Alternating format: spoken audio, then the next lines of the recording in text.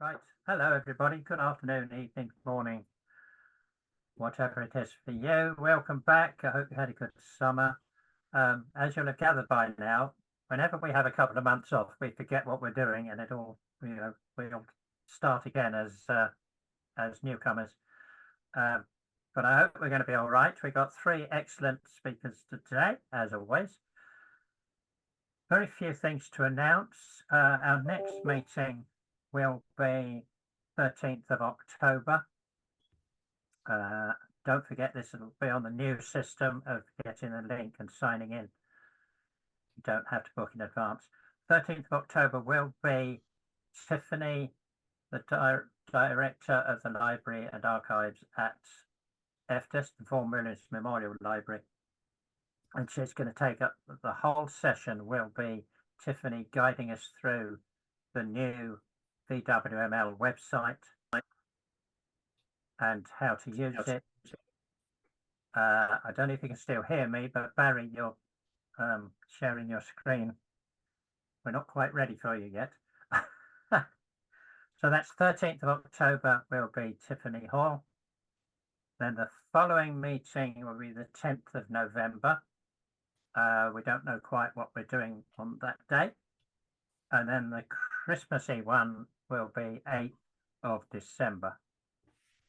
That's 13th of October, 10th November, 8th of December. And I don't think there's any other announcements to make. So we're going to go to, we've got, as I say, three speakers. Barry O'Neill is going to start us off on Macaronic Songs. Nick Dow is going to be second, talking about Marina Russell, the singer. And Margaret Bennett will be third with a return to Macaronic Songs. Now, we didn't plan this to have two presentations on Macaronic Songs, but they do fit together rather nicely by serendipity, so that's good.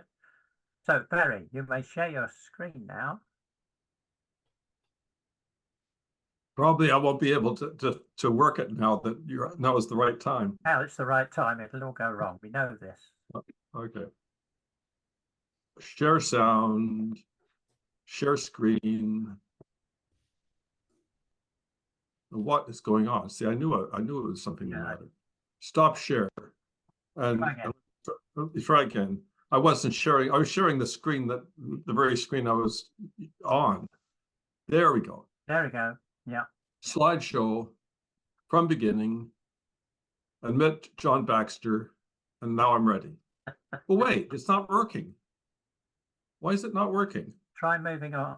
Oh, are you getting it at all? Oh, I see what you're saying. Oh, you're right. So you're right. Okay, it just needed a little stup on the Barry, we have it says Macaronic Songs, but we've got a big black square on the right and a black square at the top. Well, I have. I presume everybody has. Is that any better? That's better, but it's still there at the top. Can you see the full screen? Can you see all the material on the slide? I can see what's on the slide, but the top of the slide, just above Macaronic Songs, is still blacked out, as if it's been redacted. Okay, there's nothing there for information I wanted to convey. Maybe do you think we should just go ahead with it? No. I feel that. No, you've now got a black blob over the Macaronic. That's because somebody just asked to be admitted. That's because I think I'm a co-host. Right. I'll have to be a co-host. Can you remove me if you remove me as a co-host, do I still get to show my slides? No, you have to be a co-host to share your screen. Maybe you should automatically admit people. Yeah, well, I'll admit them as fast as I can see them. You carry on then. Okay. So anyway, this is the subject of my talk, and it is an amazing coincidence that Margaret and I are both chose the same subject. I mean, it's not a subject people know about. You know, I talk about Macaronic Songs and to folkies, and they think I'm talking about the Macarena or something. They just don't know that term. But that's the subject. And I wanted to find what the subject is. You know, sometimes somebody would say if there's a word in the chorus, like the song Krushkin Lawn, for example, I want to eliminate that. I want to have it so that the two languages are essentially parts of the song. And I'm not interested in songs like "Oh Canada" in French and English. I want it to there you can understand either language and understand the song. I want you to understand both languages.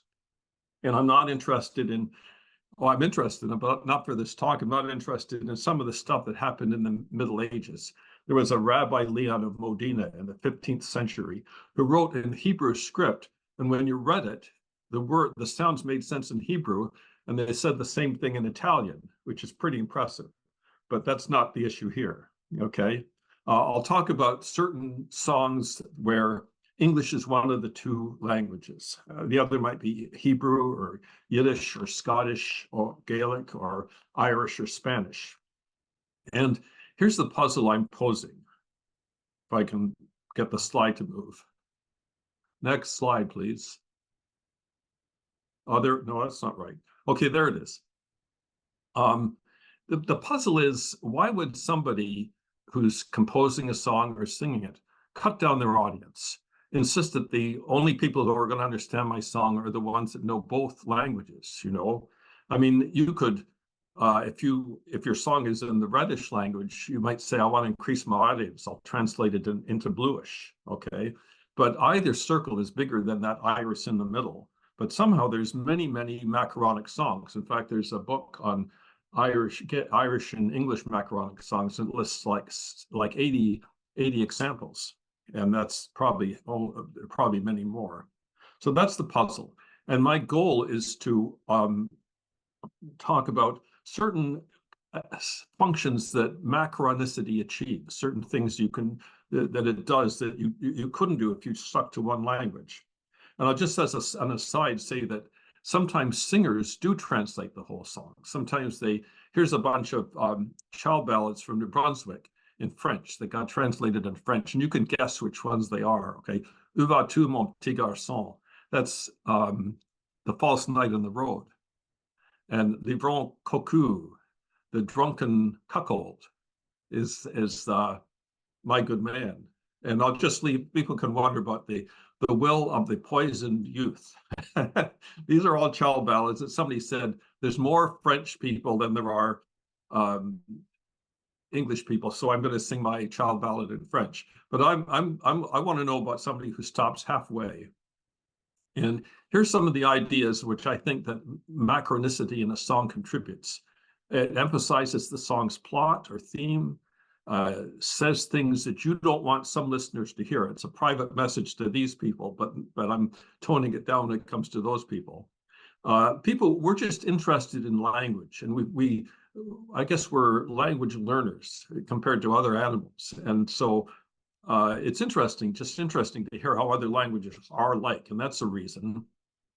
And there's some, maybe I'll just leave these up on the screen and talk more when I actually come to them, because maybe they need more explanation, the numbers 4 and 5. And what I'll do is I'll go through a bunch of songs, and I'll show how I think this particular song embodies this particular purpose of being macaronic. Now, here's a song that I thought of right away when I thought of this topic. And it's a song where the plot of the song sort of is emphasized and brought out by its macaronicity. It fits a macaronic thing. And I learned it from Edith McCrae. And so I'm ready to sing it. But since Edith is actually here, she came, she learned it from her grandfather. And maybe I can ask her to sing it. Okay, Edith, can you do that? Yeah, can you hear me? I can hear you. Can everybody hear me? This is how, I think this is how my grandfather taught it to me. Yankee Doodle gegangen uptown, a-riding on a Veldel, a-rangegangen Barbershop und abgeschnitten am Veldel. That's great. I love it. Okay. And so I think when I hear this song, I hear its plot, a difference between your version and this one that I got off the web was your Yankee Doodle went uptown. And so this is the Jewish community rising up in the world but it still has these two identities to my mind. It's still half Yiddish and half English, you see.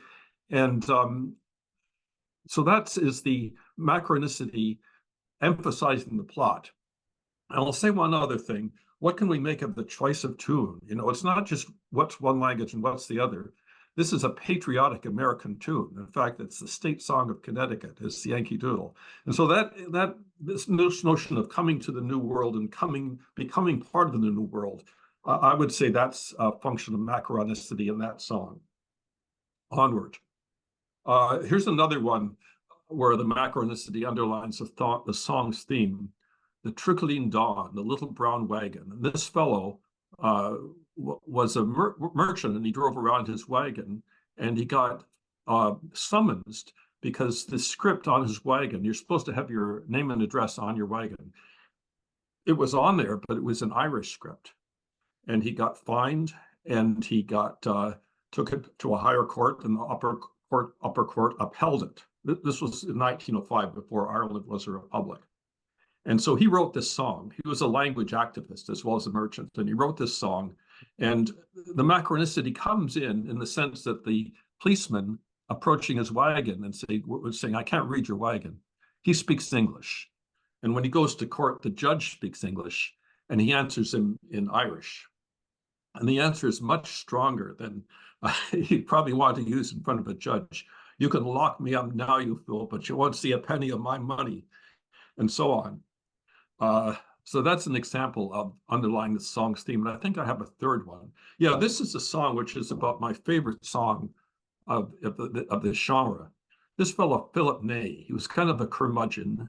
He worked in Winnipeg, and then he moved to Ottawa. He died in the 40s. And he wrote this song in English, Yiddish, and Hebrew. And it was called O'Brien. And each verse, this fellow, the singer, is trying to schnorr. He's trying to beg stuff off of O'Brien. Can you loan me some money? Can you give me something to eat? Can you give me just a little sip of wine? Will you marry my daughter? And so the three languages parallel the theme, to my mind, parallel the theme of those particular lines. The Yiddish words seem to express distress. Oid soras, ay, all my troubles, coach legs of gavek und schrei. I could lie down and cry out. And then the Hebrew part of it responds with some hope. O Yeshua's Mademoiselle, blessings on the company. And then the English goes on to sing, God is a jolly good fellow, which nobody can deny. And it's a very clever song. It was very popular in the 1920s in Canada in various Jewish youth groups. So there's several versions in the Yiddish archives.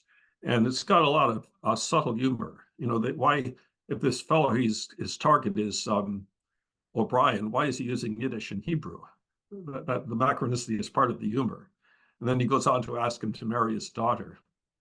I'll have this fellow sing a couple of verses. Now, Martin, I'm very uncertain about I tried to make it brief, but I'm uncertain about my time. So could you give me a 5-minute warning?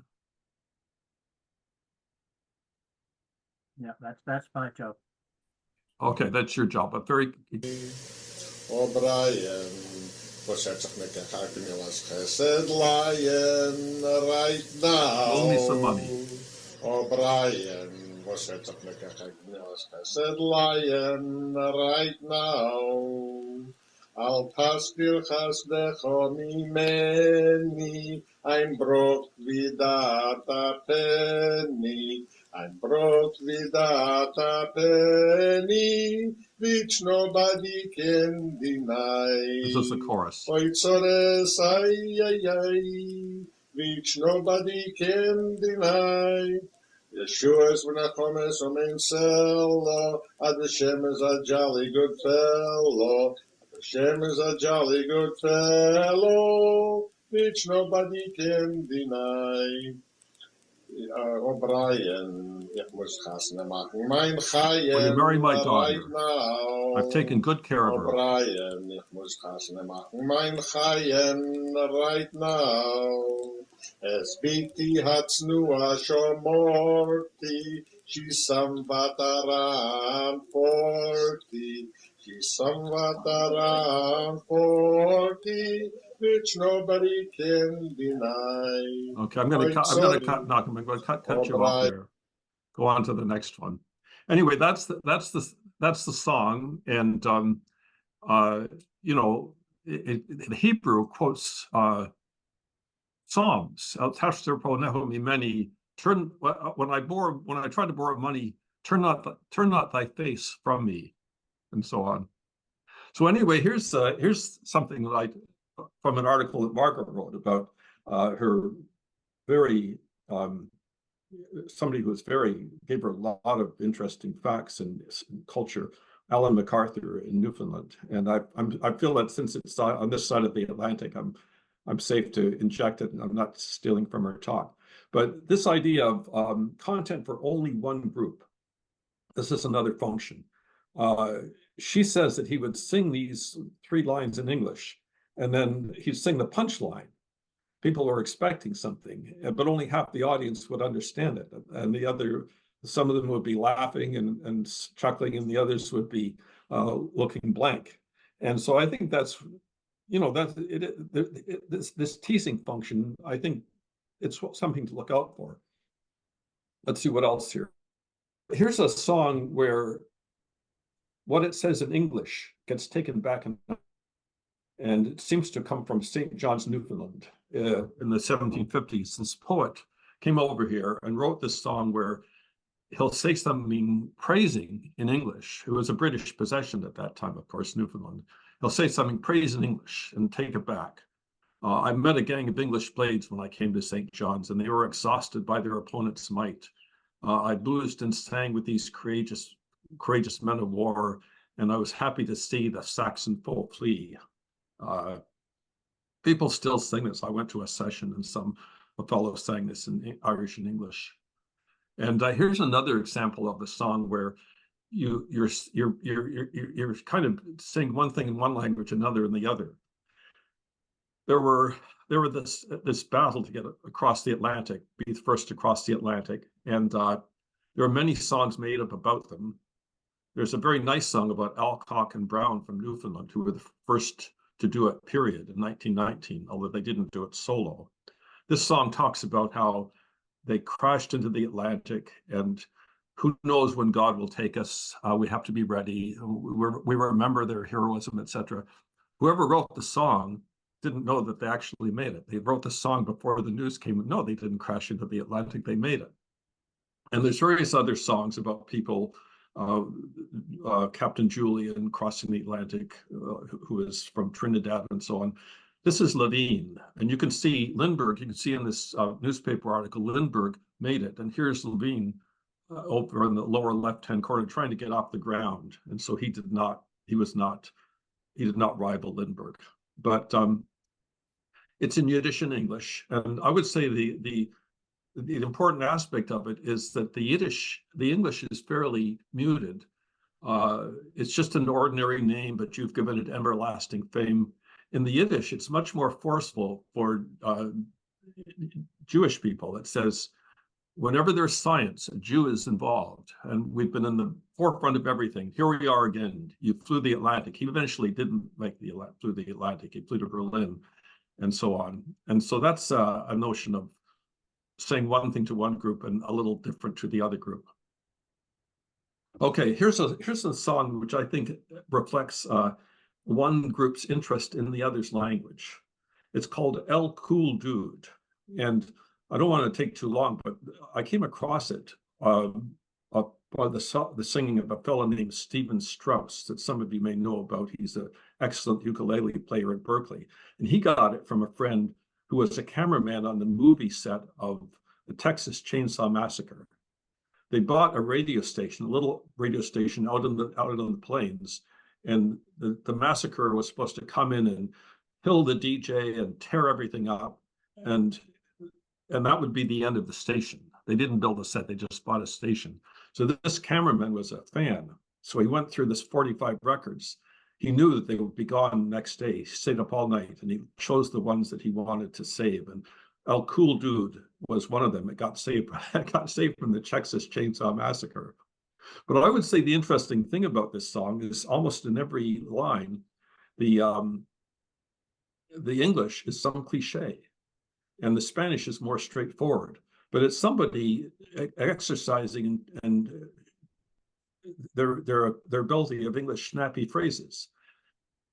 He's never got a dime. He hasn't got a care. He's allergic to the strain.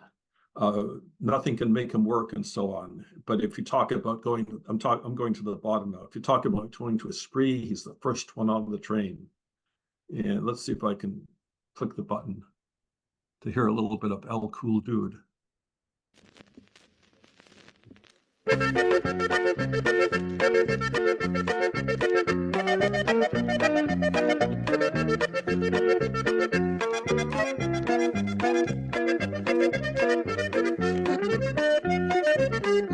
Al trabajo no es muy bueno, este chavo ain't for hire. No le tiene miedo al gusto, he's a real live wire. Su patrón lo halló dormido cuando un tiempo trabajó. And he tried to make up money y el patrón me lo corrió. Lo borracho no le quitas, cause he's always drunk. Porque andando en la parranda, he's a real cool dude. Tiene carro, tiene novia, He's got a car, he's got a girlfriend. There's no pero money. si alguien trae dinero, brother, he has got the time. Nunca le ha faltado nada, mama buys him what to wear. No tiene ningún apuro, and he hasn't got a care. Nunca le haces que trabaje, he's allergic to the strain. Pero dile de parranda, he's the first one on the train. All right, that's good, guys. No. Okay, there we go. The only one that doesn't have a cliche in it is that he never needs anything because his mother buys it for him. So that was a little joke that they couldn't resist, but all the others are cliches.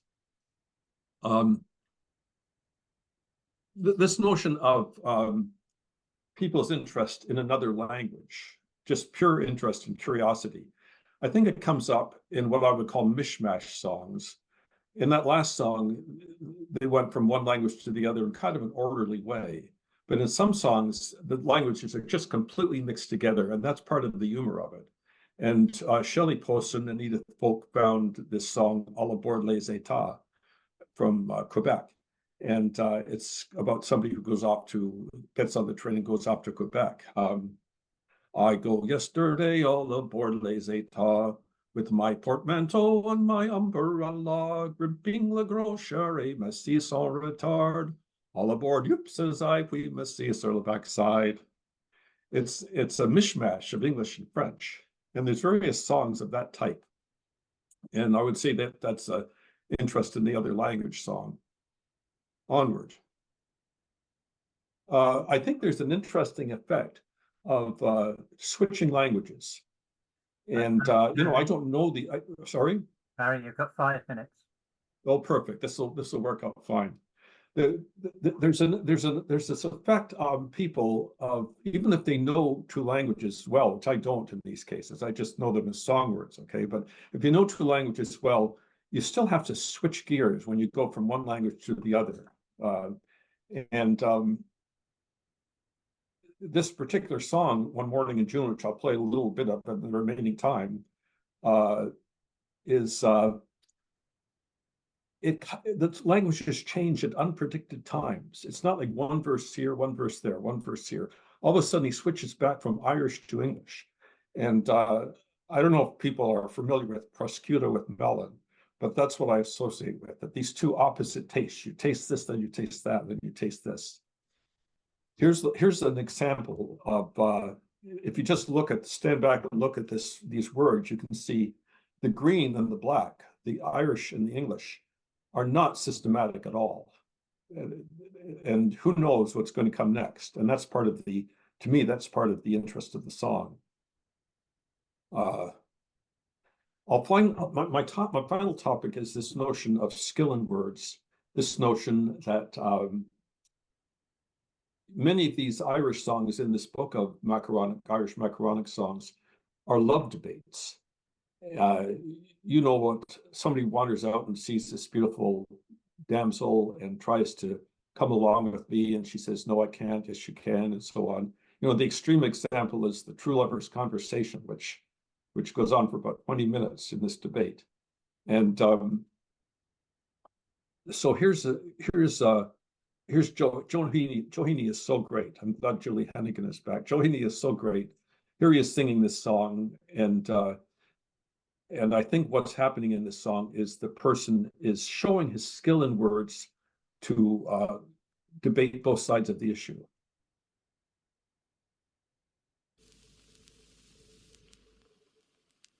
Well, morning in June, agus megalis bastodok. Castle of Colin, Maroya Segni. She was so handsome, great Megrale. Dog she are in the Gartlar Mochri. I asked her name, no jail, Roygavani. Hasn't not your royal Mochri.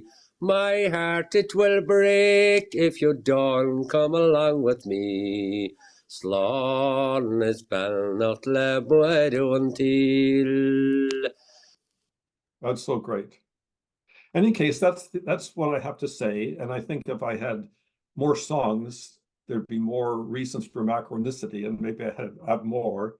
Or there's this issue which I hadn't talked about at all, you know, the social side. What does it talk about the relative powers of the two groups? I mean, in a sense, O Canada started in French, and then the English was duplicated with the French to express this federal system and so on. So there's many social questions as well as artistic questions, but that's another talk, and I'll stop right there. That's great. Thank you, Barry. That was excellent start to the season. That must be the first time that the Texas Chainsaw Massacre has been mentioned in our particular events. I think that's worth remembering as a first. And you've given me an idea for our Christmas quiz, translating titles into French, because that was quite fun to read those and think, what the hell is it all about?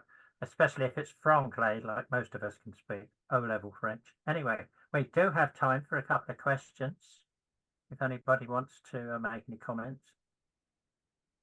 Don't forget, you raise your hand by going down. Don't just wave your hand, go down to reactions and raise your hand, because I can't see you all at the same time. So if there's anybody wants to, Michael is actually waving his hand. I can see him. Michael Bell. You're muted, Michael. You're still muted.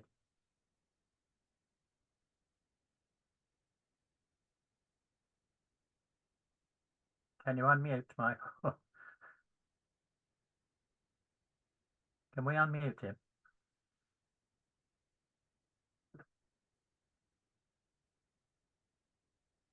There we go. Can you hear me?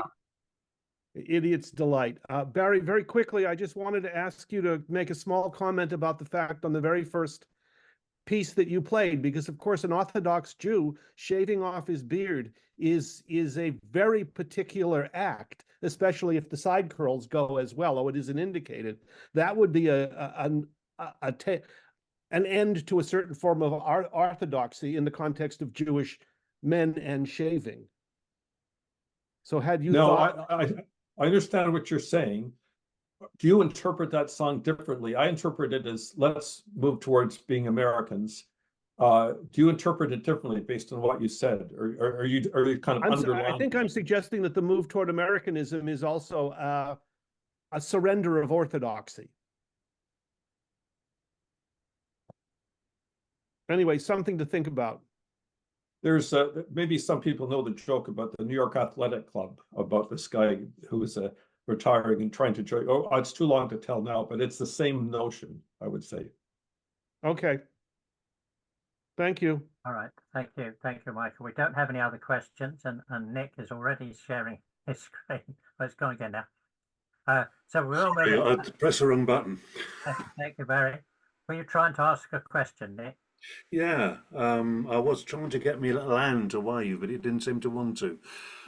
Just very briefly, for what it's worth, my own experience with the songs that you described is within the Gypsy community.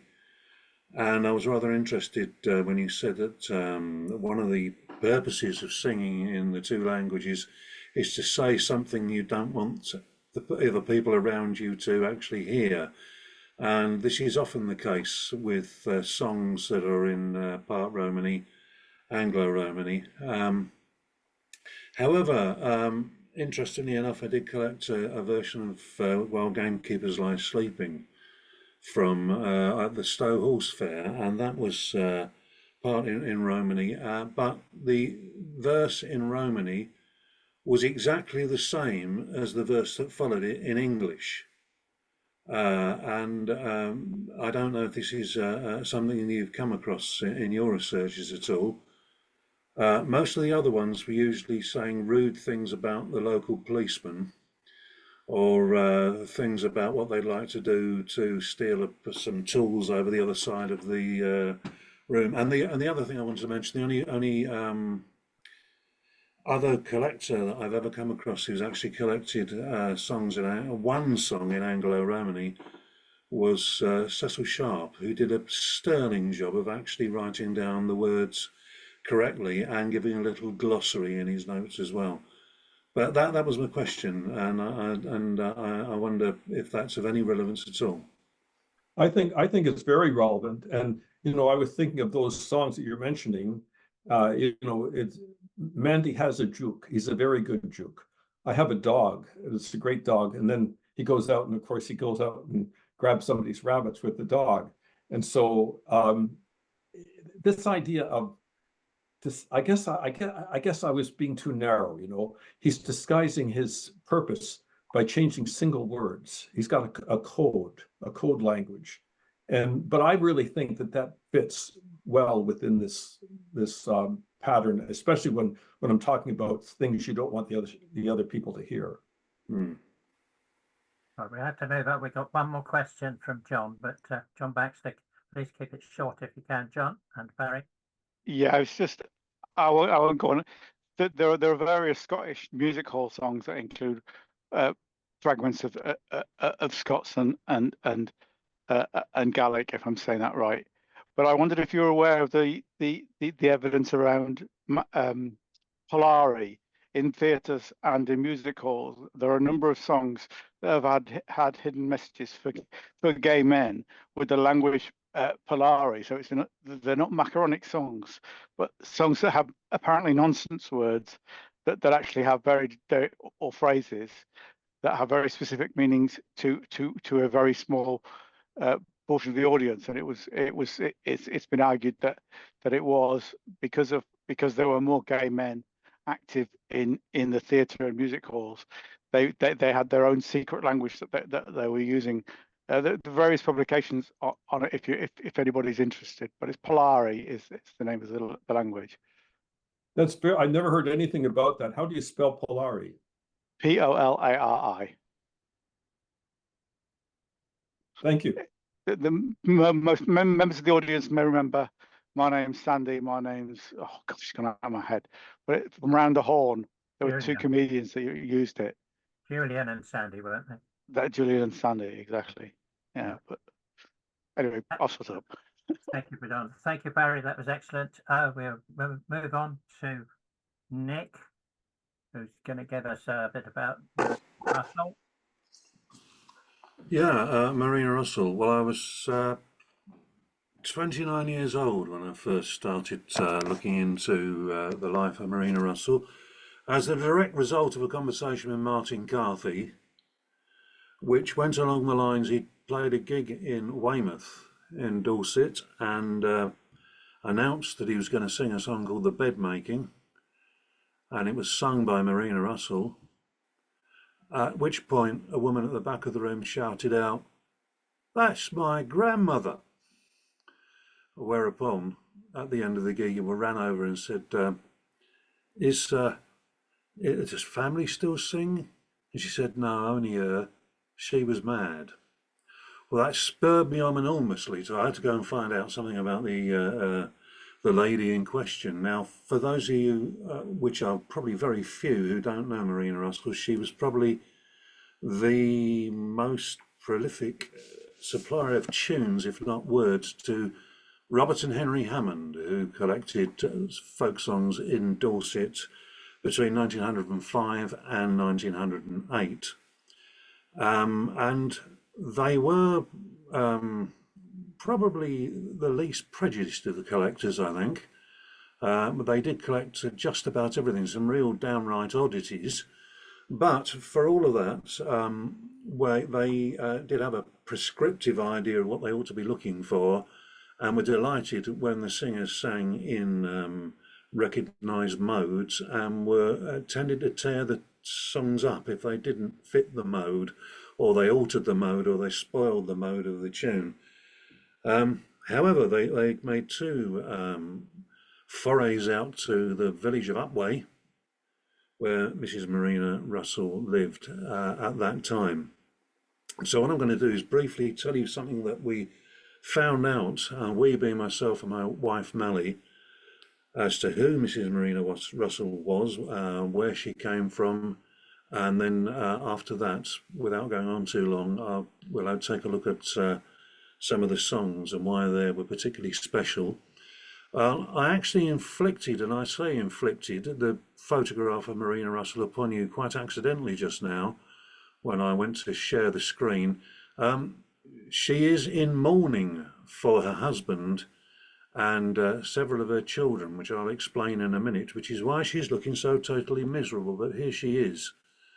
That is Mrs. Marina Russell. We don't know who photographed her. We don't know where or when it was taken, but interestingly, she appears to be wearing a black band to it says she's facing us on her left shoulder, and there's been some controversy as to whether that is actually a temperance band or it's actually a band for being in mourning. I don't know, but while her photograph is up, I better tell you a little bit about her. And the first thing that I found surprising is her name isn't Marina. She was born Mary Ann Sartin, and that was in 1834. And her mum and dad were James and Martha Sartin, and they were born in 1796 and 97, respectively. And they had 6 children. Levi, Marina, or Mary Ann, in fact, is how she was born, Mary Ann Sartin, James, Charlotte, Henry, Louisa. And they were all, most of the family, the Sartins, were stonemasons. And even 30 years ago, when I was busy collecting songs with Mally and Dorset, we went to Bempster, and they still remembered Ernie Sartin, who used to carve the tombstones. That was his job. Now, she married Mr. Charles Russell. Now, I think if I go the correct direction, we'll find a photograph of Charles Russell. We'll try this way. No, we won't. We'll try the other way. There he is. Believe it or not, we've got a photograph of Charles Russell. And he was born in 1831 in Corscombe. And that's where Marina was born as well, in the village of Corscombe, which is on the Dorset-Somerset border. And he was the 5th son of William and Elizabeth Russell, and they were married on the 20th of February 1855, which is just as a little passing thing, one day before my wedding anniversary. And mine wasn't in 1855, although it sometimes feels like it. And the redoubtable Parson Nicholson, and I'll tell you why he's redoubtable later on, of Corscombe Church, he married them. And they went on to have 11 children. And the first, and the one that probably is the saddest tale, is Emma Russell. She was born in 1855, the year they were married, followed by Matthias, Cornelius, and then twins Cordelia and Lavinia, then a Charles in 1863, then Charlotte in 1865, and they moved them from Corscombe to Western Lulworth in Dorset, where Charles, as we're looking at the moment, then ended up working as a brick and pipe yard labourer. But that didn't last long because although they had two further sons, Herbert and Sam, and they moved to Bincombe, which is literally a mile and a half from Upway. And they were probably the happiest days that Marina ever had was at Bincombe. She had her 11th child, Walter, and with him being the youngest, I can actually come up with a photograph of Walter. There he is, there with his daughter and son-in-law, as I understand. That's Walter Russell. He worked as a dairyman, as I understand. I don't know whether he was that all of his life. And he's standing in front of Mrs. Marina Russell's cottage in Upway, not in Bincombe where they lived. Well, Walter never knew his father, and the reason he never knew his father is when they moved to Upway, hell on earth presented itself to the Russell family, I'm afraid. They settled in a cottage on the Ridgeway, and almost immediately Charles Russell, Marina's husband, fell ill, and he had a painful, and in those days, terminal kidney disease called Bright's disease. I think nowadays we call it nephritis, and it is curable in this day and age, but in those days it was a death sentence. Charles Russell. There are two possible reasons why you had nephritis in those days, or Bright's disease as it was called on the death certificate. One is because of insanitary conditions, which is the most likely, and the other is because of alcohol abuse, which I don't think is a case why Charles died, mainly because it seems to be that the disease ran within the family. But we have to move on to Emma.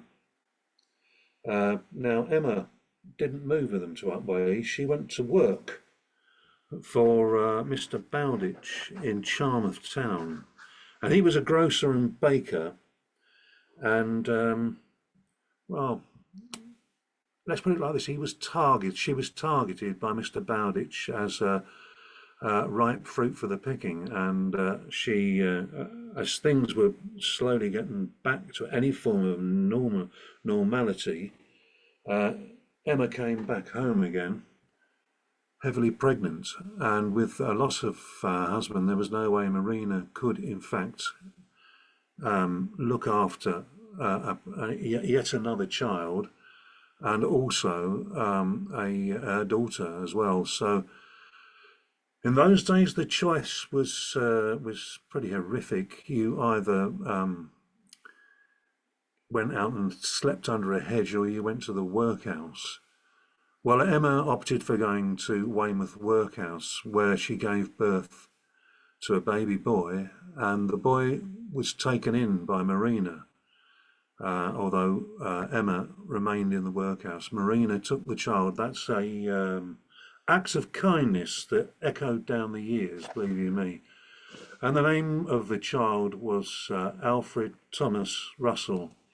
And what do we have here? We have Mr. Alfred Thomas Russell. There he is.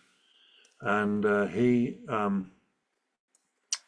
went on to have children himself, but he actually never forgot Marina's kindness to him. And although the family member said to Martin Carthy she was mad, she was also a damn good mother. And he never forgot that, because when he had children himself, and you can see there, he's on his way to a wedding.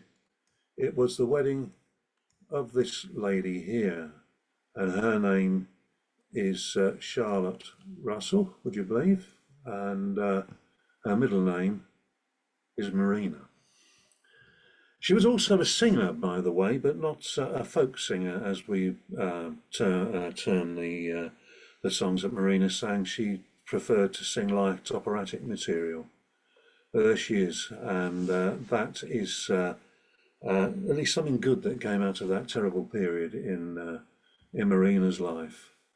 Now, for reasons of brevity, I'm not going to go on too long, but I do want to tell you that Emma, we found out many years later, when we started researching this this subject of Marina's life, we didn't have things like laptops. This was nearly 35 years ago. We had to go and look through large books at Somerset House to get the information. And believe you me, you'd think it was a very quiet place with studious people sat at desks. It was more like a jumble sale, actually getting these books out and looking at them and fighting your way around people who were trying to look in the same book. But we found we were able to find through the family, in fact, and this is Mr. Boyland, who gave me most of these photographs, and who is a direct relative of Marina Russell, that Emma, in fact, did leave the workhouse, and she got married to a gentleman by the name of William Riley from London, and that's where she went to live. Whether he knew that Alfred Thomas Russell existed or not, I don't know. That's none of our business, really. But he did give a good life, as far as I understand. It was Ron Boyland who supplied the pictures. Now, to this day, Pat March lives in Upway. She is Marina's great niece, and she also supplied some other pictures here, which are of the family. Here we have a young girl sat in the front there who, as I understand, with the blonde hair, was very much like Marina, where Marina was a young girl as well. She had blonde hair and blue eyes, and like a lot of children, they're born with blonde hair and it grows darker as they grow older.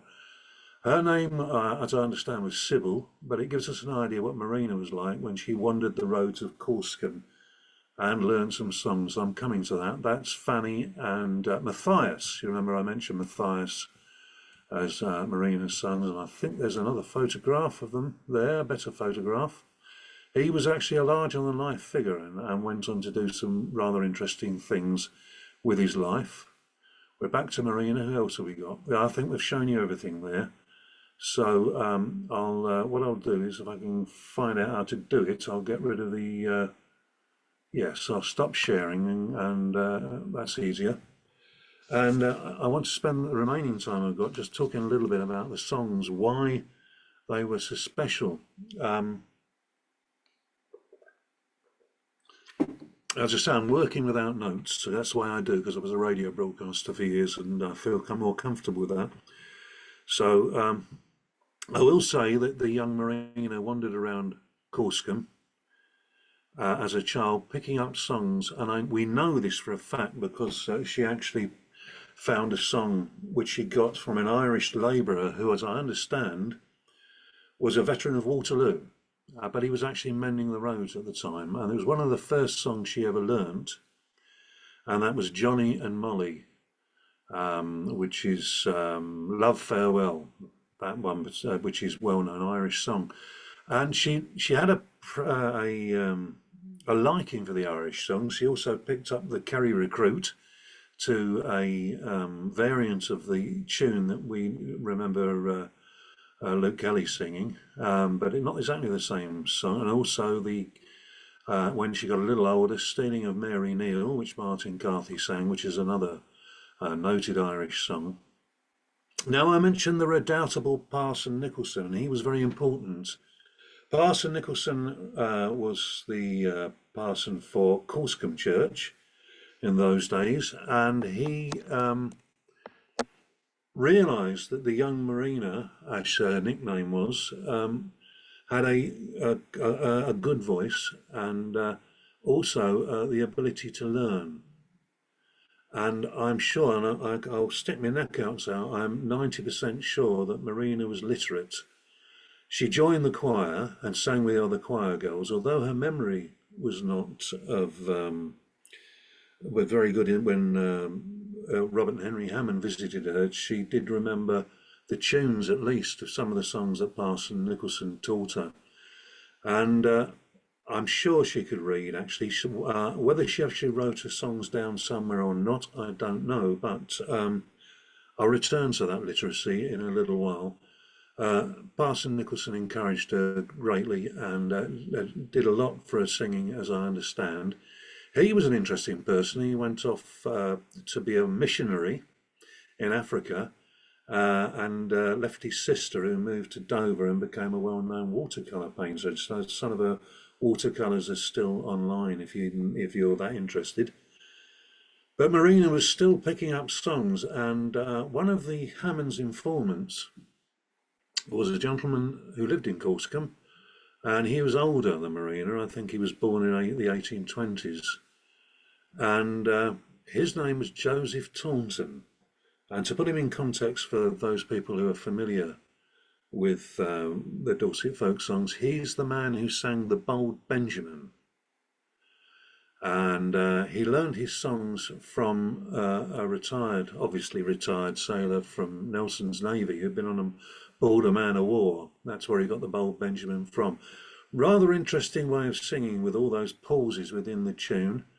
He also sang the Henry Martin with the same way, very, very, very different from the sort of Burr Lives type strict triple time, if you like, or 3/4 version of the song with pauses and narrative ability within the song as well. How do I know that? Well, of course, the Hammonds noted it down very well, but also Marina had both songs in her repertoire. And she had obviously learnt them from Joseph Taunton. Now, she had to work when she was a young girl, and she did what most of West Country women did. She was a glover, certainly in Somerset, and remember she was at that time on the Somerset-Dorset border. She had to sit there sewing gloves, and Cecil Sharp remarked that the glovers were also great singers. That is until they invented the sewing machine.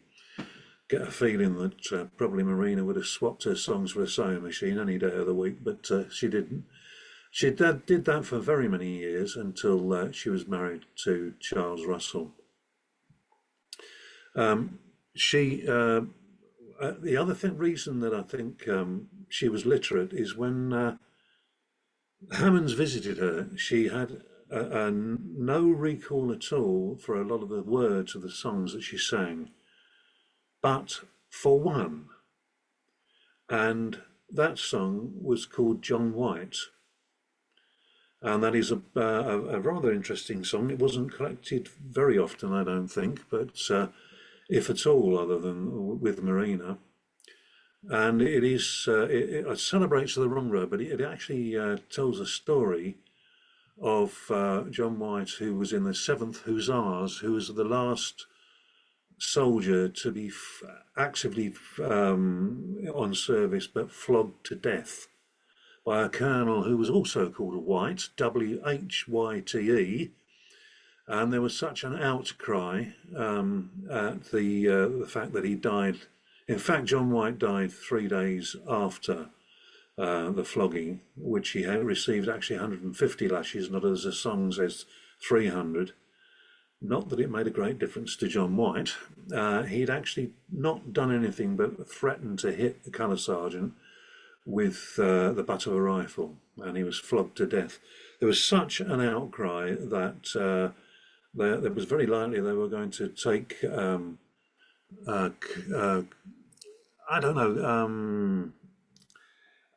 Colonel White was actually did a runner to India. And it didn't come back because I think he would have been lynched if the general public had got hold of him. Well, the upshot is that there was that song, John White. Marina sang it word for word. Now, there's 2 ways that she could have done that, bearing in mind how bad her memory was. Number one, she suddenly had a burst of memory for that song. Or what is much more likely, bearing in mind it's word for word from the street literature, is she sat there and sang it from the street literature to the Hammond brothers. Why do I think that? Well, she put her own tune to it. Well, no, it wasn't her own tune. It was a traditional tune she used for other songs. Fair Maid Walking in Her Garden, a version of that. She adapted the tune.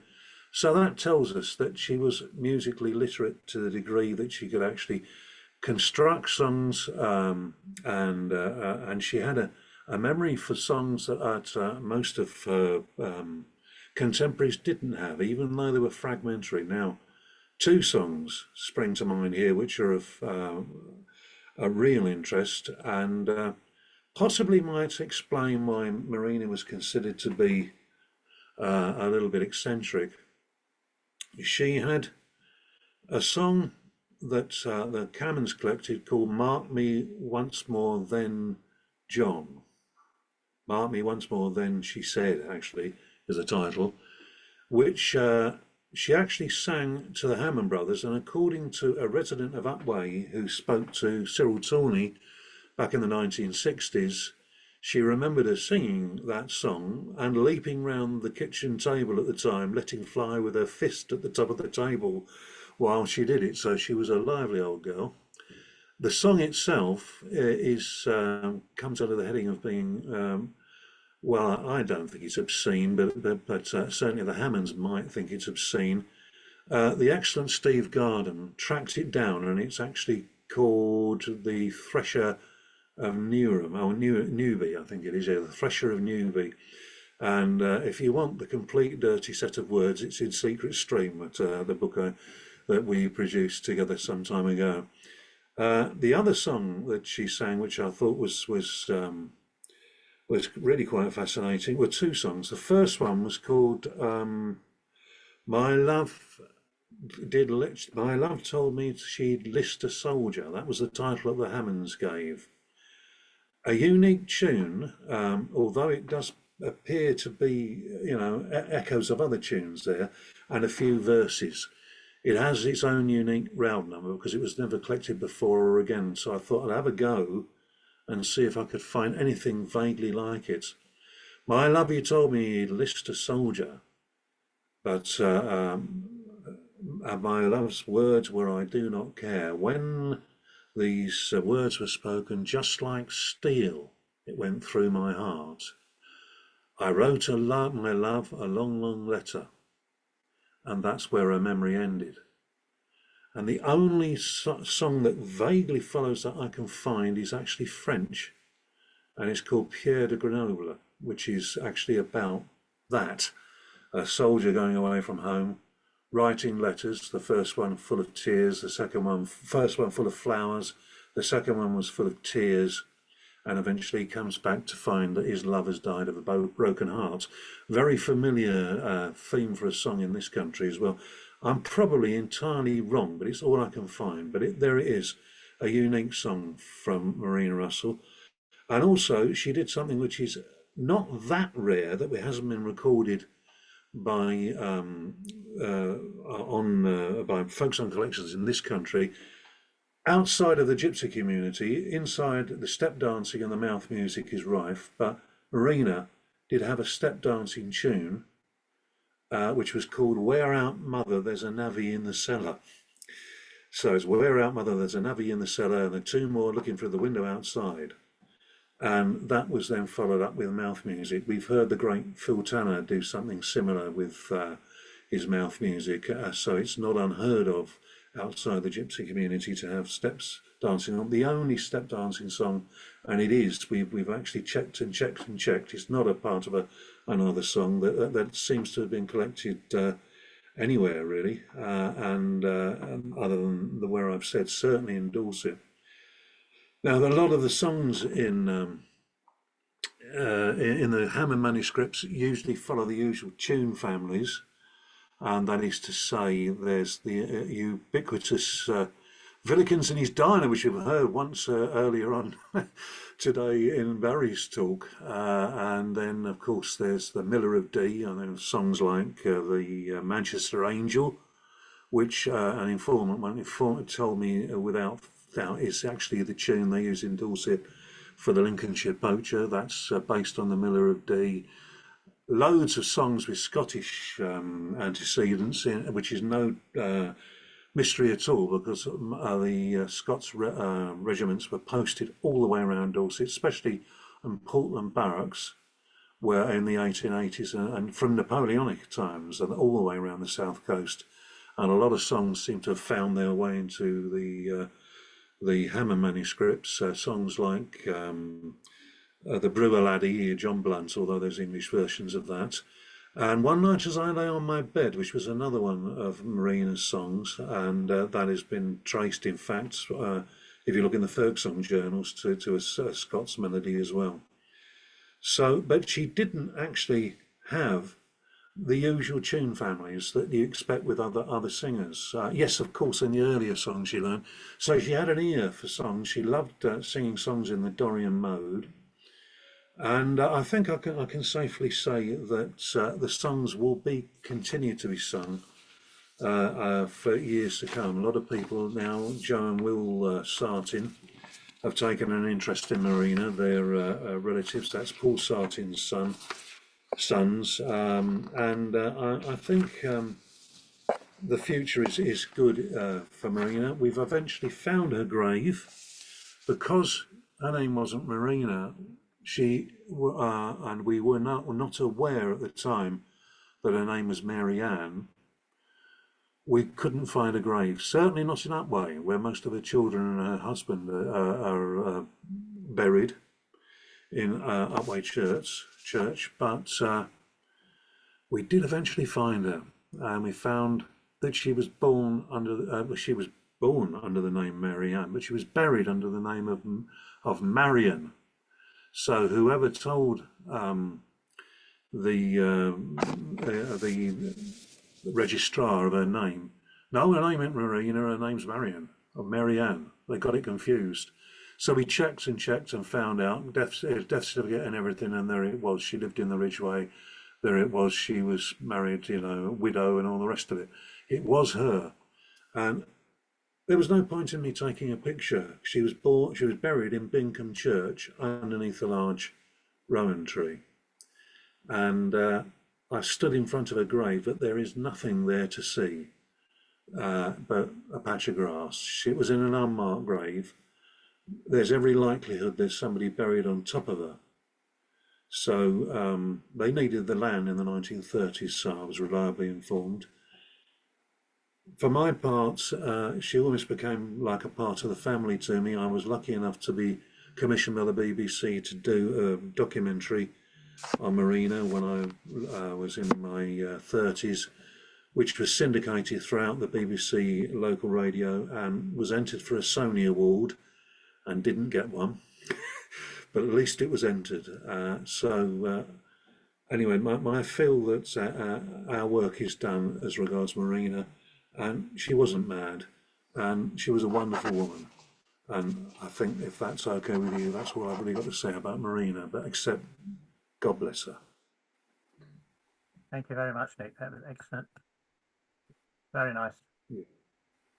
How many songs did they note from Marina, or how many tunes? We believe in excess of 100. I think it was 108 if I've counted them correctly. So 108 songs from her. Yeah, as you said at the beginning, that's a lot of songs from one. 160. Yeah. Right. I'm afraid we don't have time for questions. But you can throw something into the chat if you like to. But we do have to move on. Thank you, Nick. That was pretty good. And we're going to go back to our Macaronic Songs with Margaret. Would you like to unmute, Margaret?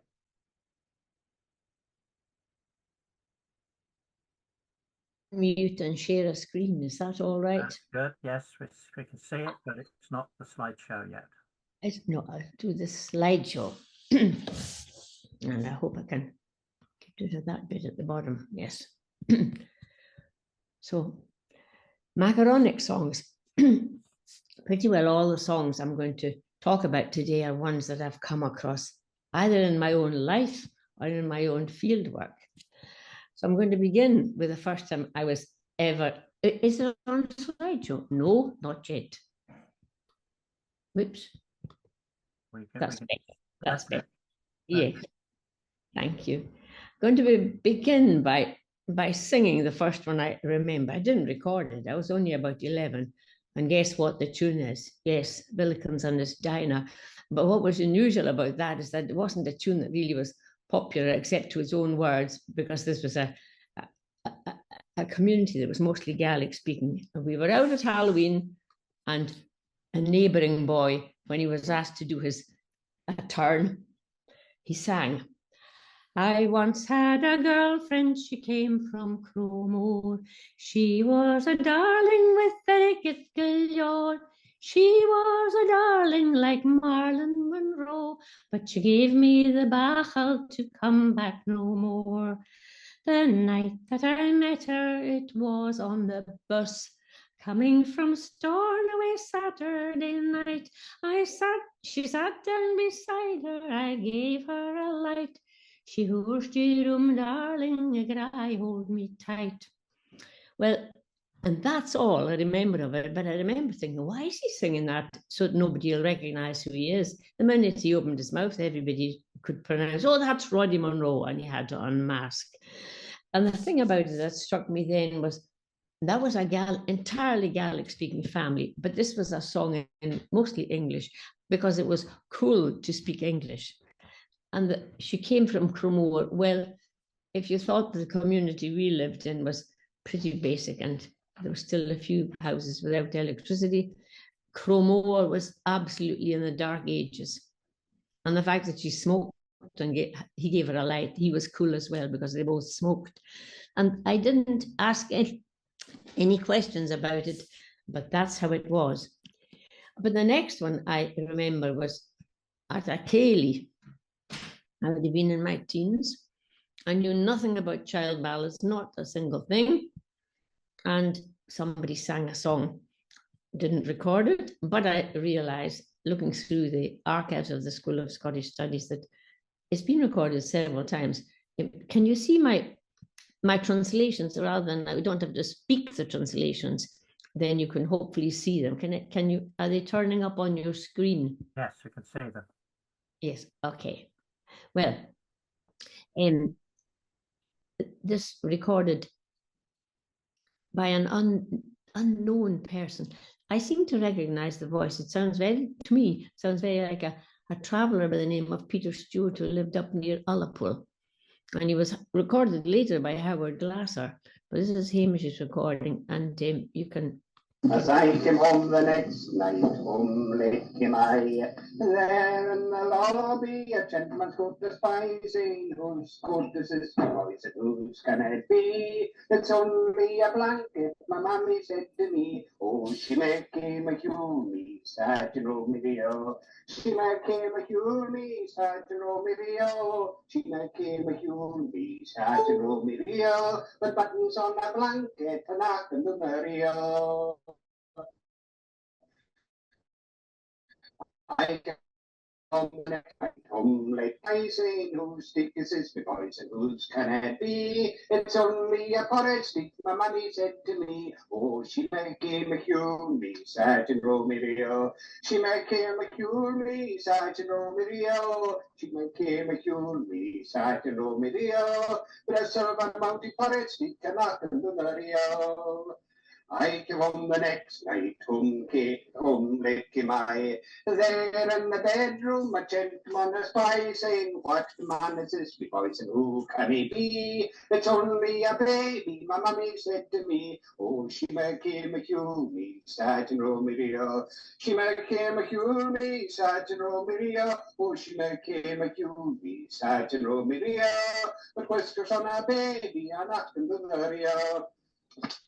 I came home the next night, came I. There in the lobby, a gentleman's horse's by, saying, whose horse is this, my boys, and whose can it be? It's only a milking cow, my mammy said to me. Oh, she may came a cure me, Sergeant Romeo. She may came a cure me, Sergeant Romeo. She may came a cure me, Sergeant Romeo. But I settled on a milking cow, and I can do Mario.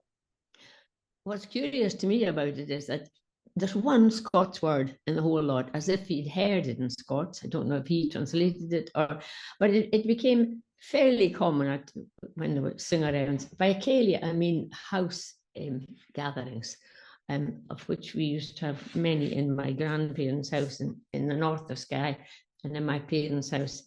There was always maybe at least two a week, gatherings at houses, and people would sing. The one word in Scots is he sings, when I came home. the rest when I came home, but he remembers to do so. I think Hamish started that recording in the middle of the song, and he doesn't make any comment, and neither does the note in the Christoph Rich's website. They don't identify it as Urged Man, which of course it is, but I'm sure most of you will recognize.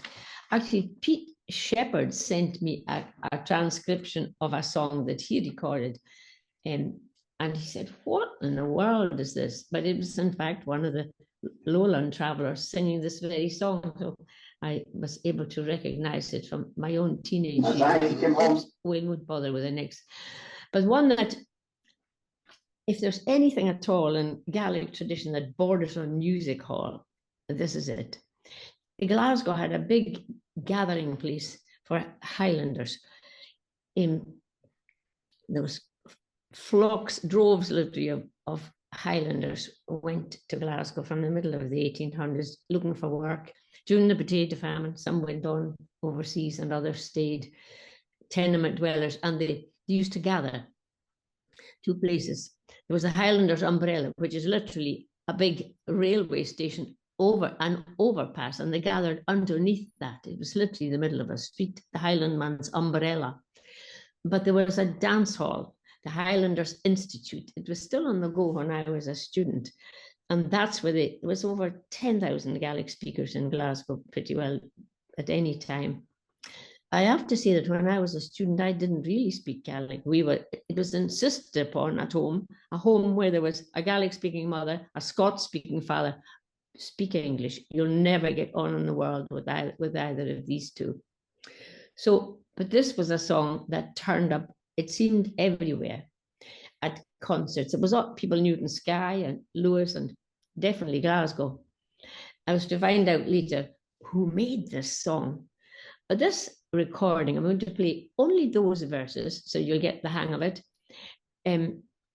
Sung by Neil MacDonald in Mull and recorded by Emily Lyle. She asked him about it, and he gave some story to Emily about a person who wrote it, and the person was named, etc. But that was actually all wrong. It wasn't who he said it was, but this is definitely what the song sounds like. I'll just let you hear it. When I came to Glasgow first, a Martin ago, oh, I was like a man adrift in Imrock's Northern Howl. The noise, it seemed like thunder. And oftentimes I wished I were Argentina bound. No, I am like a drum where car was rambling in my ears. There Hamish years and Brummelo, my eyes were full of tears. Make you grow. Me in my ear.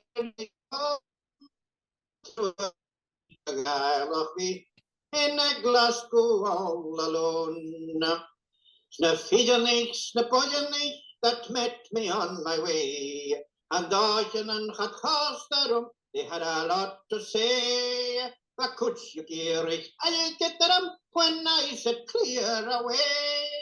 Ach, we had the Macherum, and nasty things did say. Oh, shit, this was my natter, my temper, it got wild. Schimmishiers was gappegiat along the banks of Clyde. Hoy me grey me down, and I swung them round my head. Could they lick me the administratia, and they picked them up as dead. In fact, the song was written, there are other verses I'd hear in a second. The song was actually written by a man from Clydebank who would have grown up in Glasgow. He was of Highland parents, but in 1939, when war was declared, he was very soon evacuated to Skye. So for most of the war, he lived in Skye with a Gaelic-speaking family, so he was using Gaelic all the time. He returned to Glasgow, and he had a notion for writing songs, and his name was William Marshall, or William or Billy Marshall. And although this particular recording you heard was recorded in the 70s, and there are earlier recordings, and I'm sure I heard it, oh goodness me, maybe the late 50s when I was sitting in one of those scaly houses. But finally, in the 80s, 87, I think, he made a record with Lismore Records. So here's the man himself singing it. If I can get this. And me sing the policeman, a splendid Mademoiselle. Don't you cast a special dog belonging to portray? Or shadow walking what is on the shroud? I answer knows the cause of a gun, I will tell you how. Oh, chick maybe she got hit and the links before. It's rain you fit the home and up was across the road. Boca Macedonia and pretended down to ride. Marahoshi Anton look the lowlanders to find. But night and more is me and I'm to be in such a fix. Of course, gentlemen, check out, you'll have to stop those tricks. Alas, the generis judges treat them with disdain. Or cooking, you couldn't miss you as you do the likes again. Hope me time to create and went upon my way. I'm a clear on washing diamond Glasgow till this day. Fanny give me a cool how I know my Glasgow well. And kindness more in pairs, not I ever foreshowed well. And it gathered to itself a dance band, so it would be absolutely swinging partners around the Highlanders Institute and was featured pretty well. It was a big, quite an impressive dance hall, sadly burned down. But actually, it had entered oral tradition in as much as there were variants of it in the words. I just noticed just now I made a wrong transcription. That's a transcription of the other fellow in the kindness of my neighbours. But in fact, what he says there is, and in Christian chat with a Christian attitude, which he enjoyed. So he obviously gets to like Glasgow. There is one line though, that maybe hints a little bit of disdain. I would suspect that the policeman was a Highlander, and of course he was Gaelic speaking. But that was the case, that a lot of people who left the islands, you had to be over 6 feet tall to be in the police, and oh gosh, even I think into the 60s, at least 5'10", but 6-foot policemen were often Highlanders. And just don't do this, but just treat them with disdain instead of fighting with them. That was his little, I would say, a little barb at. But he obviously settles into Glasgow, and indeed, Highlanders tend to love Glasgow. However, I'm going to move across the Atlantic. So this is your side of the ocean. Barry, who did mention a recording I made of Alan MacArthur. I'm not going to replay that particular one, but I may talk about that family. It's a darn long way across that ocean. And I spent 8 years in Newfoundland and a year in Quebec. So was to hear quite a number of Macaronic songs. To that point, I would have to say, I didn't know the word Macaronic. Nor did I use the word mishmash, and still don't, I suppose, in connection with the songs. But a mishmash was a mixture of anything really, no particular order. That may not be its definition. But when did I start to use the word Macaronic or recognize them as such? Well, I went to Newfoundland because there was a folklore department there. I could study this subject. And my father had been working with, he said, Gaelic speakers. I hardly believed it, but they were. Oops, I'm going the wrong direction. And in fact, I was to meet people who had left. Let me just get to this part of it. Here's the map of it. Just south of Skye, the little island of Canna is the one circled among the islands, and the area on the mainland is the area known as Moidart. And there was a migration that was cleared, actually, literally cleared during the 1830s. But when this old man, he was born, never saw Scotland, he couldn't speak about what his mother told him. He couldn't tell it all in English, although he could speak English. But when his mind went back, he was in his 80s.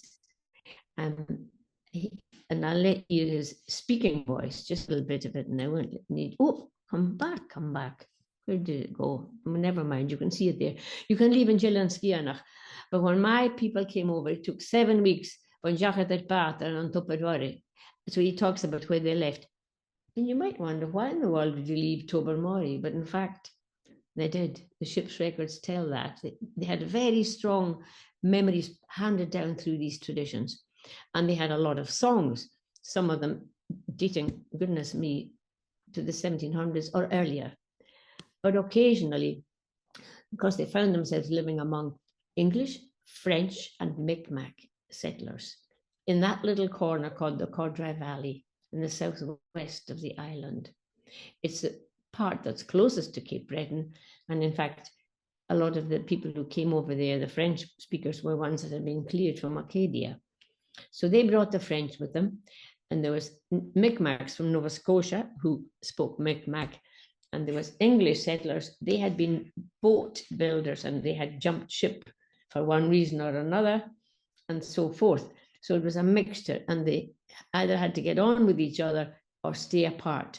And the choice really for all of them, although the Micmacs eventually went back to Nova Scotia, was to blend. If I mention that the Trans-Canada Highway only went through there in the 60s, 1966. I went first in 1968.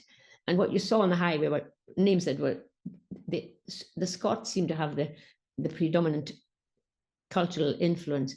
Loch or Loch Leven, as it says here, Highlands, along the banks of this particular river. And they have a Loch Lomond, nothing, absolutely looks nothing like a Loch Lomond in Scotland, and a St. Andrews, that looks even less like it. But those are the place names that really are a bit of a telltale.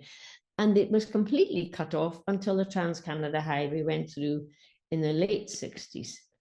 And here's the song that actually Barry mentioned in passing, Will You Marry Me, My Bonnie Fair Lassie?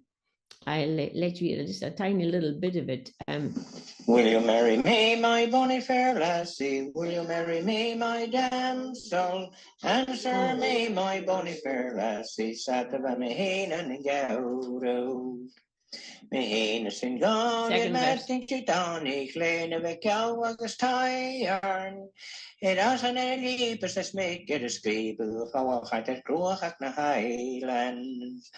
Will you marry me, my bonny fair lassie? Will you marry me, my damsel? Answer me, my bonny fair lassie. Satava mehina and gauro. Probably don't need to play all of it. But that's the son of the man that you mentioned, Barry. That's Frank MacArthur. He was born in 1917, and his first language was Gaelic. And this, while I was doing research there, I had an opportunity to bring out, well, a number of us grad students got invited to offer folk music interest to a television series. And this was one that was, they came down to the valley, and I brought some audio recordings of people, and they said, well, this is a very unusual place. It's the only place in Newfoundland where you get Gaelic. Incidentally, this might be in the middle of July, but you can see the snow on the Long Range Mountains beyond us there. And that's the river. So they were still, and had still been doing the weaving tweed within the decade. So when I realized that a lot of the songs were used in the processes of spinning and weaving, and not so much weaving, but the finishing the cloth, what we call a luag, or the walking in Scotland, and milling in Nova Scotia and in Newfoundland. And so I gathered a group of people together. It's the only place in the world, I think, this ever took place, where we know this process is very Gaelic, and in Nova Scotia it's entirely Gaelic. But in Newfoundland, which is the last place where they did this, you had 3 languages at the milling boards, which I found absolutely fascinating. So we're going to start with that song that Barry mentioned, and the son of Alan MacArthur, Frank MacArthur, singing it. You'll see people around the table. Now I have to get this to go.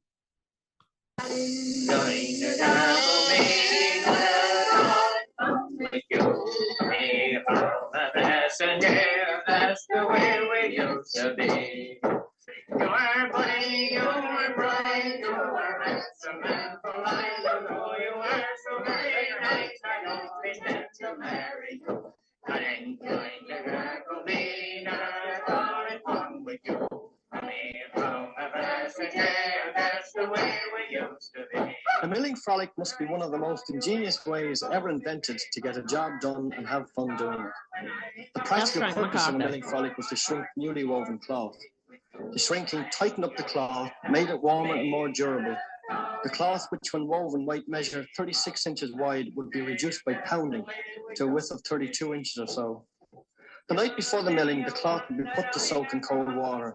And the next night, when all hands were gathered together around a suitably large table, the real work began. And as you can see here, a devil of a job it was too. No fun at all, boy. We found a passenger, and that's the way we used to be. If I had wings, I'd get a dove. I would fly the air. See my love, let me go, let's see the day to find you. We not at all in fun with you. We found a passenger, and that's the way we used to be. You were funny, you were bright, you were handsome and polite. I know you were so very nice, I don't intend to marry you. I'm going to marry me, not at all in fun with you. I found a passenger, and that's the way we used to be. And on it went. This is it here. Now, a good 20 years after I think that might be the bit I'd published. I had a letter from Emily Lyle, who was doing volume 8 of the Reg Duncan, and she passed it round the houses literally. What in the world is this chorus? It's not like any of the Hey Non, or the Do Dum Da or Ricky Two Dum Scots choruses. With this chorus, well, my Hally tunes come shagra me, I'm not at all in fun with thee, but have you gauk and brach and do. That's what in the world is that? And in fact, I have to credit my son for looking at the music and said, oh, I know exactly what that is. And even if I had the wings like a dove, it's when my Chalin tunes come to me, not a, this is the Gaelic. A Chalin going fan gaco me, not at all in fun with thee. Hammy, cowl and brash and jay, and that's the way we used to be. How it got to Aberdeenshire, I have no idea, but it's quite, and so there's a note in the, it's Manieres that we have run, but the tune is, it's got that Scots snap in it as well, and so on. In context, the French, I asked this lady here, her name is Lucy Cormier, you saw her actually beating the cloth and singing that chorus, not at all in fun with you, but she didn't have any Gaelic. I have an interview of her talking about, she said, I don't know what we said, but we sing that anyhow. You sing it with your neighbors because they're your neighbors. We all must do this together. It's a lot of fun. You don't know you're doing the work. You get together, you sing all night. I asked her, so do you plan, have a French song? No, you just, they stop one, you sing another, Frank sing a Gaelic one, somebody else. And then I said, well, give me an example of what you'd sing at the milling. And she sang the one we just did there. But then I said, so did you sing for spinning as well? Yes, she said, we did.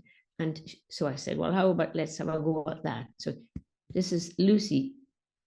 She said, I'll sing you a song called Rum 4 Times a Day. So this is Rum 4 Times a Day. Demain va vous chanter une chanson menterie. S'il y a une parole de vérité, je veux pas de la vie. Mourir pour t'adorer, mourir pour t'adorer, mourir pour t'adorer, and run 4 times a day. J'ai pris ma charrue sur mon dos, mes 2 bœufs sur ma tête. Je m'en étais, oui, labouré, jusqu'à n'y avait pas de terre. Mourir pour t'adorer, and mourir pour t'adorer, mourir pour t'adorer, and run 4 times a day. There's several more verses. And of course, it's in Chanson Menterie, a lying song, a bit like the Derby Ram. It's full of lies. And it was a very popular one. But of course, The Scots would join in, the Gaelic speakers were quite happy to join in with rum 4 times a day. Indeed, as it turned out, they made the stuff in the back shed. And they were notorious illicit stillers. And that's, I don't know that they ever got caught, but there was still a lot of it about during my fieldwork time there. And Lucy, she said, I'll tell you who taught me to weave. And she sang, I don't think I have time to play this one, but she talked about, used to weave for 10 cents a yard, then they got 20. And I'll tell you who taught me to spin. And she describes exactly who. That was, of course, how they made a living. Now, I'm going to move away. There were several other Macaronic songs in that area. And I think for them, the Newfoundland, definitely out work with our neighbors. If you didn't work forces with your neighbor, that community would have not survived. They needed to help each other. When I left Newfoundland after 8 years, I moved to Quebec. And my teenage years were spent in the Isle of Lewis. The main town is Stornoway.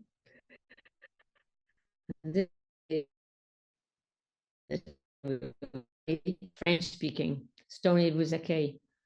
But nevertheless, if you look at the map beside it, it has names of places that are right out of the Isle of Lewis: Tolsta, Gosson, Belle, Back, and Gisela.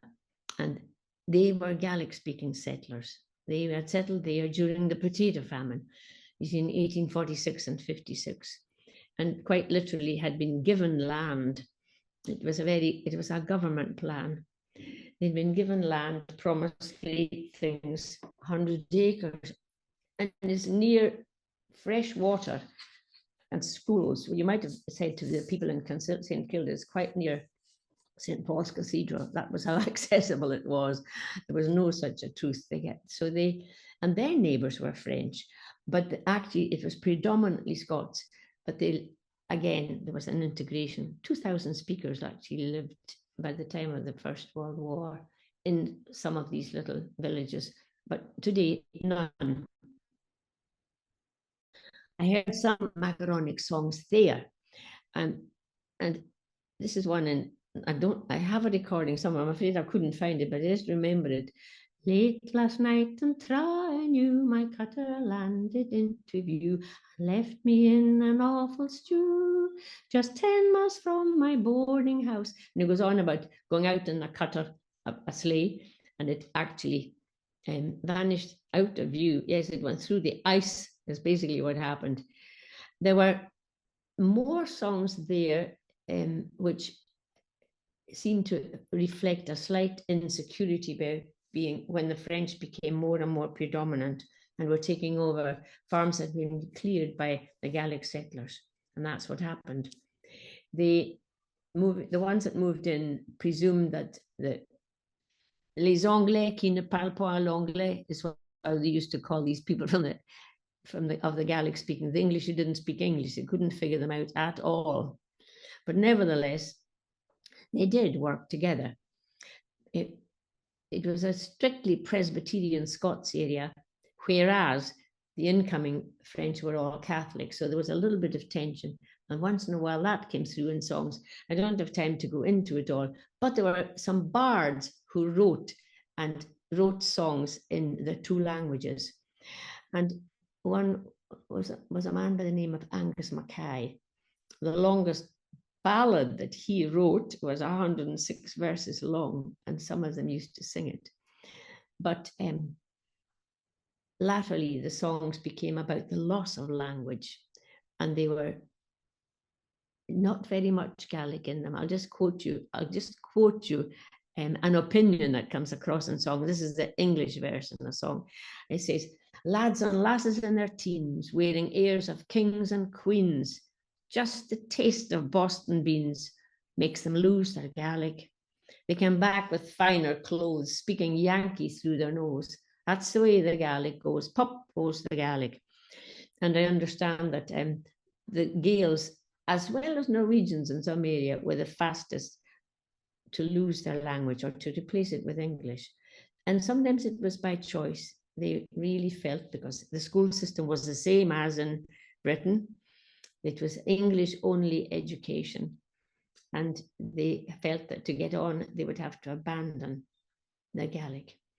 Most of those who were the first generation to speak Gaelic felt they'd been denied a birthright.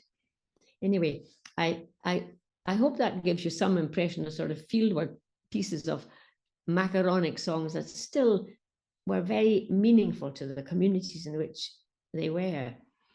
I thought that the experience of in the three areas, the islands and in Scotland in general, Newfoundland and Quebec, had variants. They had different reasons. Sometimes it was one-upmanship. Well, you don't know what I'm singing about, do you? So I'll just have the punchlines in Gaelic. And that was when they felt inferior. But a lot of them were collaborative. Let's have rum 4 times a day. Cheers. Thank you, Margaret. That was splendid. Splendid. That's great. We've run out of time. We've got time for maybe one question or a comment from somebody. If anybody wants to quickly raise their hand. No, nobody's doing so. They all want to go and get their rum, their fourth. Oh, shoot. Wrong one. Hand. Raise hand. It's all right. Oh, Julie's got a hand up. Right, Julie. Yes, that was fascinating, Margaret. Thank you so much. I never got as deep into those kinds of weeds when I was in Donegal. And I only found one person that there were there was one song that was very much macaronic, which was One Day for Recreation, which is back and forth between English and Irish, that was common. But I didn't run into any singers who did that. But there was one song that stood out, and that was Yiddish, who was a story. And so they would start the song with "Rise Up My," and Yiddish who is a story means "Rise Up My Darling," and they would start with "Rise Up My Darling," and then "Murabul to the he," if you are awake, and the rest of the song was all in Irish. And I asked a couple of singers about that, and one of them said she thought English made the song firmer. I'm not sure I know what to make of that, but that was what she said. One of the things I've come across in Ireland, but not in Scotland, is the alternating verses of a direct translation. They sing the verse in Irish, then there's a version in English, and it's a rhyming transliteration of whatever. But we don't seem to have that. We haven't sort of gone down the road of I'm going to translate that for you now, and then I'm going to sing a next verse. But there's still I've made some of those myself when I was trying to in isolation work on my Irish, and I ended up doing that as a kind of exercise. But the ones that worked, I still sing, but it's very simple like that. It's just alternating a verse in Irish, verse in English, so it's easy that way. Thank you, Julie. I'm afraid we're going to have to wrap it up now. Thank you to all 3 speakers today. It started off our autumn season really nicely. So please, a round of applause, everybody, for our 3 speakers today. We will see you again on the 13th of October. Yeah, 13th of October, when Tiffany is going to be telling us about the new Vaughan Williams site and how to navigate it. So please do tune in for that. Keep an eye out for the link a few days before the meeting. Thanks everybody for coming. We'll see you again in October. Bye for now.